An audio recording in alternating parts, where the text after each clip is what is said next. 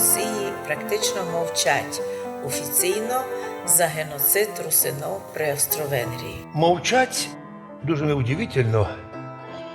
Мовчать усяде і в Україні, і в Росії, і в Білорусі. Не знав, за Білорусію мало знаю. Но мовчать тому, що тот геноцид, а потім і етноцид, який робили німці, австрійці, потім, після освобождення такого так званого у нас у Закарпатті, Подкарпатської Руси, совєтська армія до мене пішла і зробила за буквально окупацію, а потім і забрали нашу територію у состав Совєтського Союзу і приєднали до комуністичної радянської України. І то саме, лише в різній формі почали робити вже українські комуністи, то, що робили австрійці. 80 тисяч русинов, учителів, лікарів, поетів, письменників, да взагалі свободолюбних людей були кинуті у тюрми, совєтські концлагеря.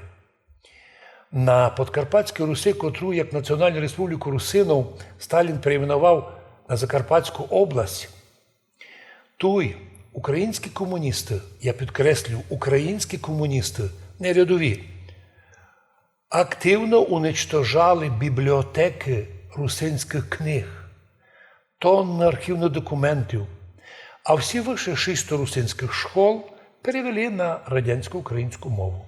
І всі совєтські роки у Закарпаттю реально була в школах лем українська мова.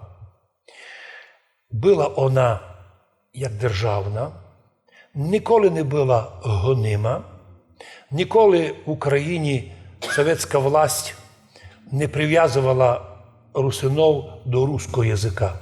За всі совєтські роки у Закарпатті, Подкарпатській Русі, реально тут була в школах лем українська мова, державна мова була лем українська. От чому по закону декомунізації все то мало вернутися на уровень 45-го року, у якому і до так називаємого воз'єднання з радянською Україною, проти чого був, кстати, Августин Волошин, був противник воз'єднання з комуністичною радянською Україною, а нині дивися на нього, герой України. А він був противник воз'єднання. Так от, в той час був оснований наш Русинський Ужгородський університет. Не будемо казати, що він його цілий, але чому там не є хоча б одного якогось факультета язика, літератури русинської і географії історії. Враховуючи, що нині націоналісти при власті продовжують злочинну справу комуністів, ясно, що всі будуть мовчати про геноцид русинів при Австро-Венгрії. Бо якийсь, може, другий в мірі, може, легше, але все одно продовжується то й низько. Кстати, так нам іноді обідно, що смертельно мовчить Євросоюз. І ніч не реагує на те, що сотні писем писалися русинами до Євросоюзу, обращалися в Європейський суд по правам чоловіка, так називаний СПЧ. Ноль реакції. Ноль. Це така катастрофа.